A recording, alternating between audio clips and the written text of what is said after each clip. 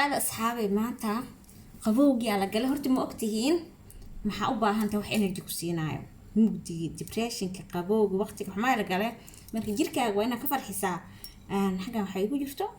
cambuulo digirta cagaaran iyo green salad waxaa ku dari doonaa wax yar oo leaven ah ku badin maxaa dhacay malayga aan cunaayo saliid jiriisa leh min dhanaantan igu dar waxa waa inaa waa inaa waxa dhadhan u yeelan kartaa malaygan ovenka sidiisa u dirtay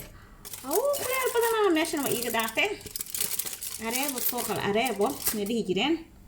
marka saa u jeediin saxankeyga waa kaasa saas ugu soo baxay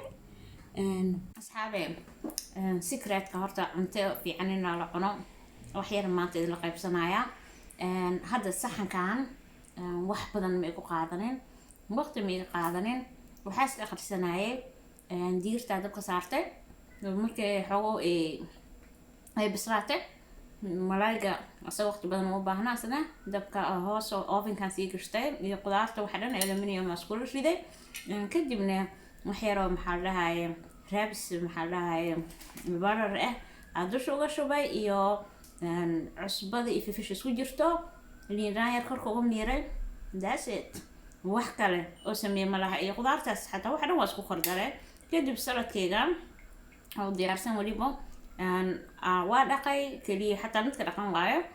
ma u baahna inaad dhaqdo haddii rabtid dusha leeyahay iyo wax uga darsaday keeri tomaatkan yaryariista brokoliga walaahi waqti ay ugu qaadatay oo dhihi karo waqti cuntada ay ugu qaadatay maanta malaha waqti ma iiga dhumin waxa dhan boosaan ahayd kaliya waa sii diyaarsaday kadib waa isku dardarsaday saxankaas oo kusoo shubtay waa kana waa idiin sheekeynoya waqtigii wax kala badan ku qabsaday cunto marka maanta dhan 12 digsi la sameeyo stress waqti badan gelisay saliid lagu shiilay calooshaada u fiicneen energy ka helaynin ma u baahnid waxaan ma aragtay dadka oo waliba Soomaaliya jooga organic digirta oo ka helaysiin ma u baahnid waxaan oo gascadaha iyo lagu soo shubay oo lagu soo sameeyay modified cuntada dhan adduunka modified noqotay walaa qabowga oo saxda ah ayaa soo noqday qabowga markuu imaadana waxa waaye jirkaaga hadaa una xariisanin energy siinin gudaha waa inuu jirkaaga energy ka helaa fitamiinada kaa maqan hadii oo aad cunto fiican cunin isku day inaad qaadato vitamin D ga markaana kale aad u muhiim yahay inaad cuno ma soo haray adigoo haysatid maaragtay cuntada waxaa lagu dhahaa waa daawo daawadana waxaa waaye si qaldan daawo isticmaashid ayadana way ku dilaysaa si fiican daawo isticmaashidna waa ku caafimaadaysaa soo cuntada mar walba waa daawo ka faa'iideysta cuntada si saxan u cuna cunto qaldan ha cunina ya iga qaboobna inta idin dhiiri gelinayo wasdhahayo asxaabta dhiiri geliyo soo dhiiri geliyo idinkana aniga adduunka waxa uu jecelahay qofkii dhiiri geliyo horta cambuuladeeda waxa waaye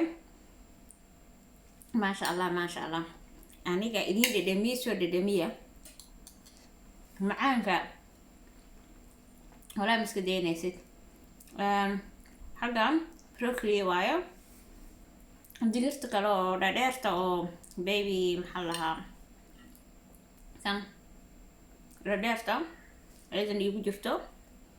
yaanyadaas cherry tomatka loo yaryarista Soomaaliya yaanyadan aad uga buuxdaa meeshan nafaqo ma aragtay tiira dhahay aan ku soo aruurtay wow